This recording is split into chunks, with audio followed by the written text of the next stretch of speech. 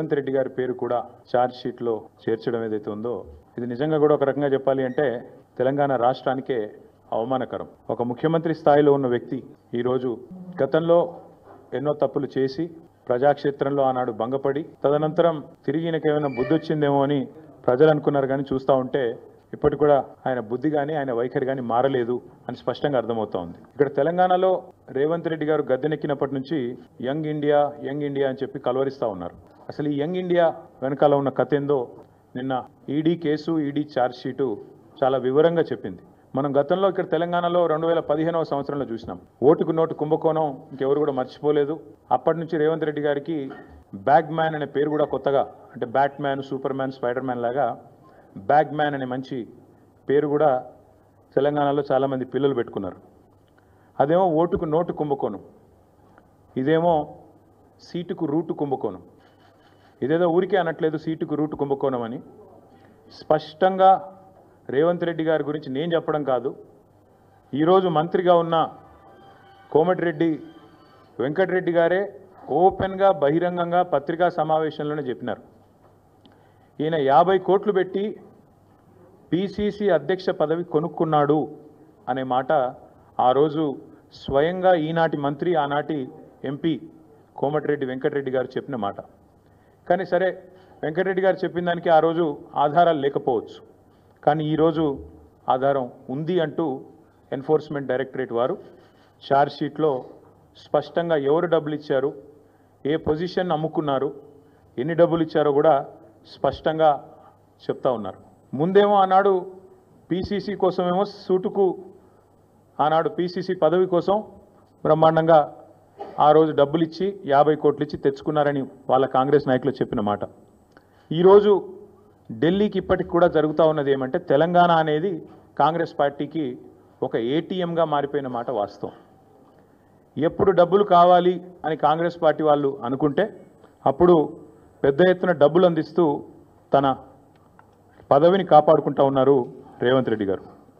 ఇవాళ ఓటుకు నోటు జరిగినప్పుడేమో రేవంత్ రెడ్డి గారు ఒక ఎమ్మెల్యే, కానీ ఈరోజు ఈ రాష్ట్రానికి ముఖ్యమంత్రి. కాబట్టి యావత్ దేశం పరువు, యావత్ దేశం ముందు తెలంగాణ పరువు ఇవాళ తీసి పరువు పోగొట్టి నిజంగా తెలంగాణ ముఖ్యమంత్రి అంటే ఇట్లాంటి వ్యక్తి అనే పరిస్థితి ఇవాళ కనబడుతూ ఉన్నది. గతంలో యడ్యూరప్ప గారు కర్ణాటక ముఖ్యమంత్రిగా ఉన్నారు. ఇది నేను చెప్పేది 2020వ సంవత్సరానికి సంబంధించిన అంశం. ఇది కాంగ్రెస్ పార్టీ యొక్క స్టేట్మెంట్. ఆ రోజు కాంగ్రెస్ పార్టీ ఆనాడు యడ్యూరప్ప గారు ముఖ్యమంత్రిగా కర్ణాటకలో ఉన్నప్పుడు మరి హౌసింగ్ స్కామ్లో ఈయన పాత్ర ఉంది అని వార్తలు వస్తే ఆ రోజు అక్కడి కాంగ్రెస్ నాయకులు చేసిన డిమాండ్ ఏంది అంటే మరి వెంటనే యడ్యూరప్ప గారు నిష్పక్షపాతంగా విచారణ జరగాలి అంటే రాజీనామా చేయాల్సిందే, ఇట్లాంటి వ్యక్తి ముఖ్యమంత్రిగా ఉంటే విచారణ ఎట్లా జరుగుతుంది అని చెప్పి ఆ రోజు అక్కడి కాంగ్రెస్ పార్టీ అధ్యక్షులు, ప్రదేశ్ కాంగ్రెస్ కమిటీ అధ్యక్షులు కర్ణాటకలో చేసిన డిమాండ్ చాలా వాళ్ళు చెప్పిన మాట. The Karnataka Congress on Thursday demanded that Karnataka Chief Minister B.S. Yediyurappa either resign or be sacked to ensure a fair investigation against him in 2019 corruption case. ఇది కర్ణాటక కాంగ్రెస్ మాట, నా మాట కాదు. ఒక విచారణ ఎదుర్కోవాల్సి వస్తే ముఖ్యమంత్రి గారు ఈదర్ ఈ షుడ్ రిజైన్ వాలంటరీలీ, స్వచ్ఛందంగా తప్పుకోవాలి, లేదా ఆయనను అర్జెంటుగా తొలగిస్తేనే నిష్పక్షపాతమైన ఎంక్వైరీ జరుగుతుంది అనే మాట వారు చెప్పిన మాట. ఇవాళ మేమంటుంది కూడా అదే.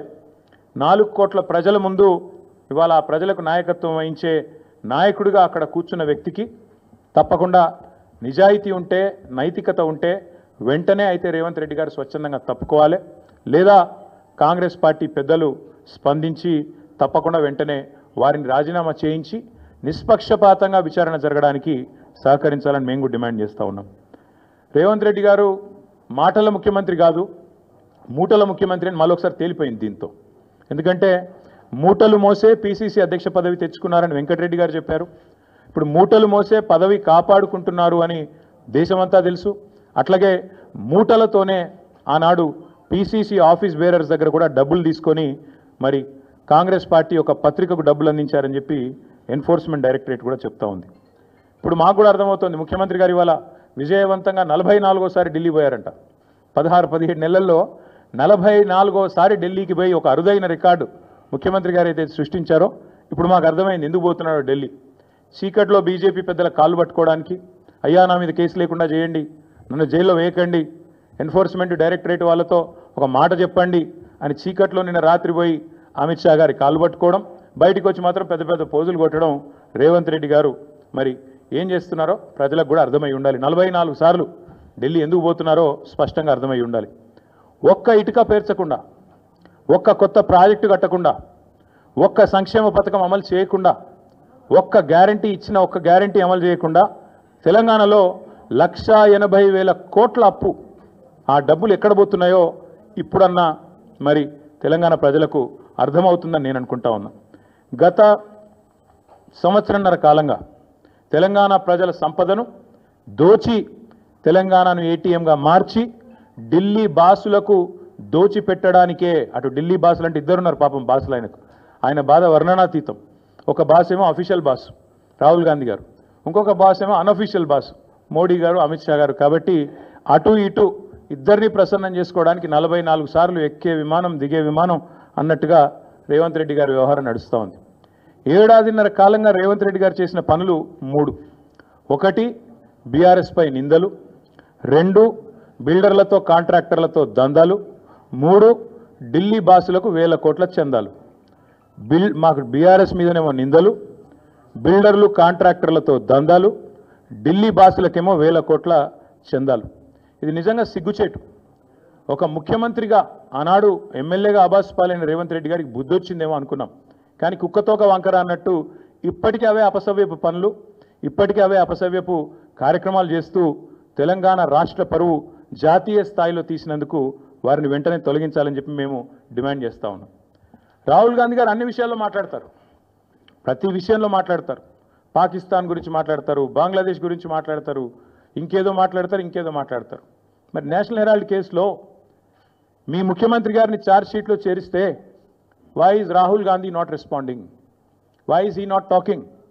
Why is Mr. Rahul Gandhi silent on this issue? Please respond.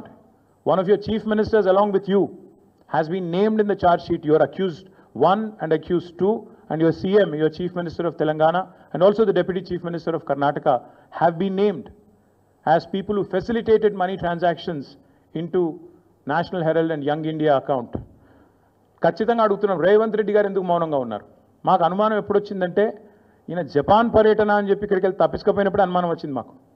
ఆ రోజు జపాన్ అని చెప్పి జపాన్లో ఎవరో ఈయన పిలిచినట్టు ఉరికిండు. చూస్తే కరెక్ట్గా అప్పుడే ఈడీలో A1 A2గా రాహుల్ గాంధీ గారిని, సోనియా గాంధీ గారిని పెట్టారు.